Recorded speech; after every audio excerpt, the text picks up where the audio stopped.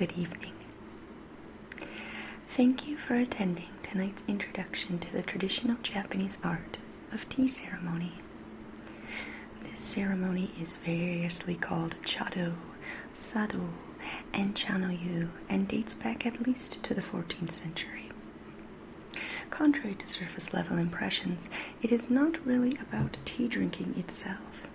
Rather, tea ceremony is an almost meditative practice aimed at aesthetic appreciation, enjoyment of the changing seasons, and connecting with our attendees on a spiritual level. Long ago, when Japanese soldiers would return from fighting, tea ceremony was used as a way to ritually purify themselves before they returned to their regular, everyday lives. This is linked to strong delineation Japanese culture draws between outside and inside. In this case, the profane environment of fighting and killing was outside, while normal, civilized living was inside. Tea ceremony was used to transition between the two so that the soldier did not bring the battlefield back inside with them. Now, the first step to any tea ceremony, after you've sent out invitations and prepared your tea room, of course, is to ritually cleanse yourself. I don't have the traditional Japanese equipment for this, so I have used my own kitchen sink. I am therefore leaving the outside and coming inside to the cleaner, more civilized, more rarefied environment of the tea room. Typically at this time, the guests will be seated in what is known as the seiza position. This is not the most comfortable position for non-Japanese, or indeed even for the Japanese themselves. Cushions are highly recommended because your legs tend to fall asleep after the first 10 minutes otherwise. If we were being very formal today, we would also need to pay attention to the seating arrangement.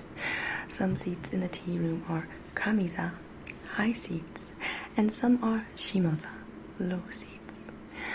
The highest seat is right in front of the decorated alcove that is in many Japanese-style rooms. As far as I'm concerned, though, you're all worthy of kamiza, so please just sit wherever you would like. Next, the guests will be served sweets, and typically these are related to the current season. The season is now spring, but I unfortunately don't have anything spring-related on hand, so I dug up whatever Japanese snacks I happen to have in the house. Today we will be enjoying these delicious Japanese peanuts inside a lightly sweetened, crunchy biscuit.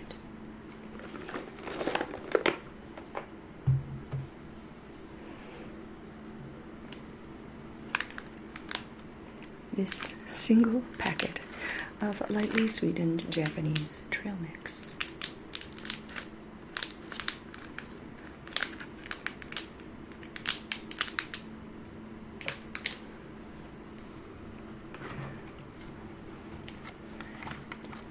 Healthy dollops of this tasty white stew, a Japanese creamy stew mix.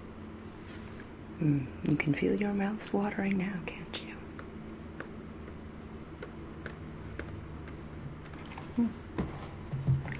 And if you are so inclined, you may cleanse your palate with this mostly empty box of cat treats.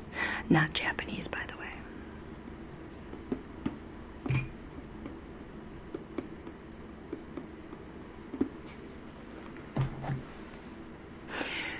Next, the host cleanses the tools. Now, these tools are brand new, and I don't have the special equipment typically used for tea ceremony tools, so I'm just going to wipe them down with a silk cloth.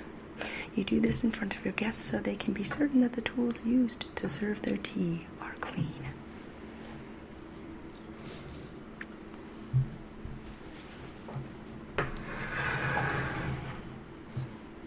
First, we have the kama, or kettle. This is not at all a Japanese-style kettle, but it's what I have, and it's served me faithfully for a decade now, so it gets to make an appearance.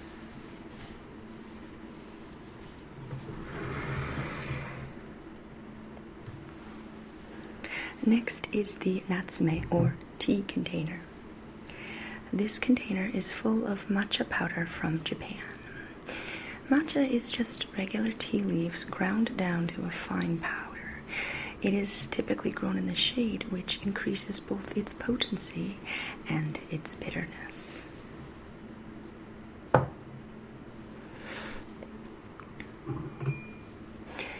Next is the chawan, or tea bowl. This is the most traditional way to drink matcha, a bowl as opposed to a cup or a mug.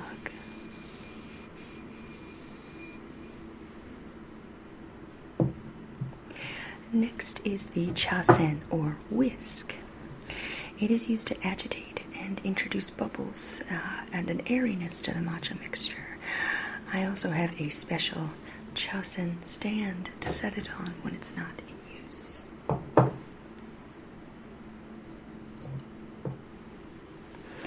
Next is the jashaku, or matcha scoop. This is perhaps self-explanatory, but the jashaku will be used to move the matcha from the natsume to the chawan. There is also a very cute fish-shaped rest for the jashaku.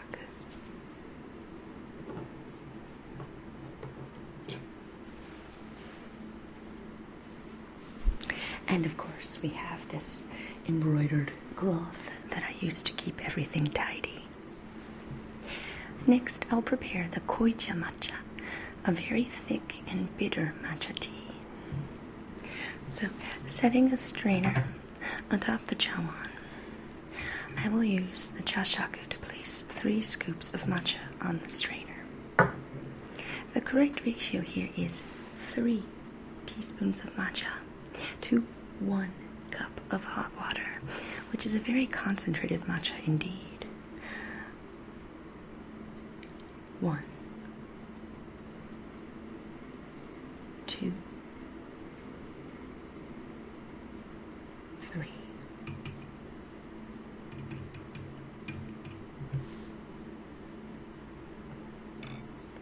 Good.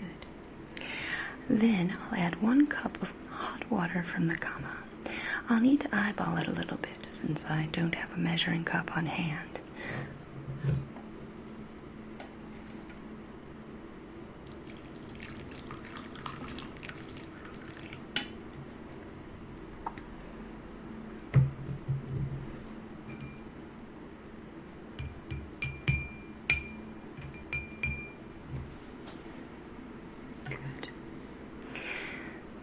Next, I'll use the chasen to knead the matcha mixture.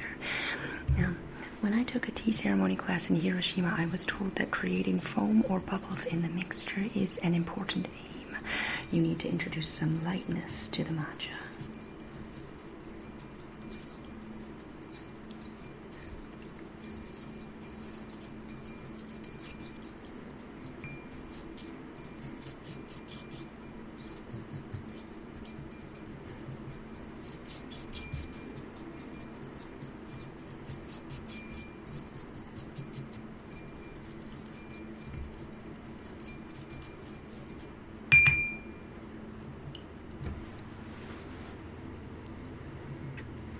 Now that the koicha matcha is prepared, the chawan will be passed around to all the guests, beginning with the guest of honor.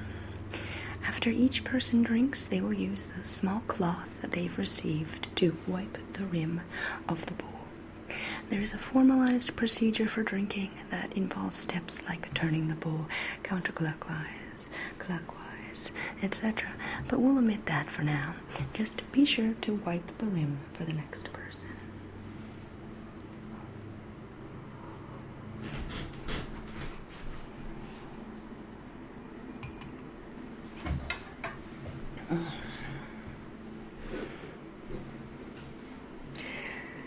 Bitter, wasn't it? At this time, I invite you to cleanse your palates with some of the high-end snacks I set out earlier while I prepare the usucha matcha, or thin matcha tea. This is prepared in the same way as the koicha matcha, but the ratio is 1 tablespoon of matcha powder to 1 cup of hot water. Thus, it is much easier to drink and less bitter. I'll place 1 scoop on the strainer.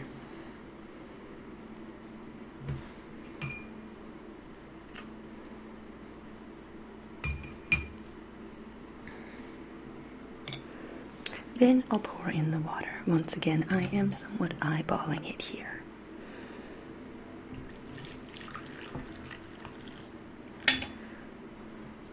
Good.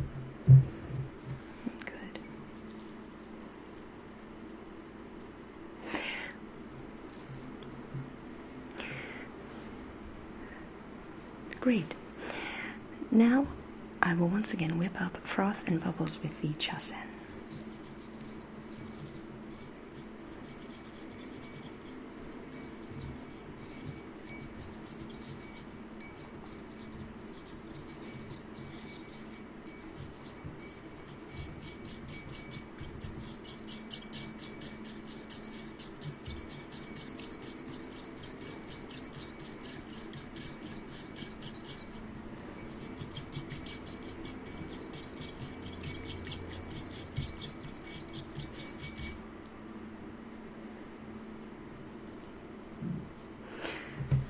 Great, now I'll pass around the usucha as well. As you drink, I invite you to close your eyes and really isolate and savor each individual note and flavor. I'll also invite you to finish with a slurp, as this is the polite way to indicate that you've enjoyed the tea.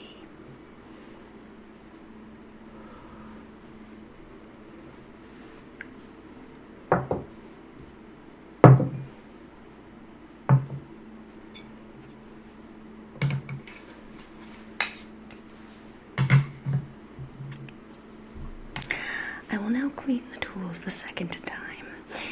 In cases where the tea ceremony tools are valuable family antiques, they might be passed around so that each guest can admire them, but as this is just a set that I bought off Amazon, I'm not sure that they invite that level of scrutiny or admiration. Although I have to say I am very satisfied with the performance of the set thus far.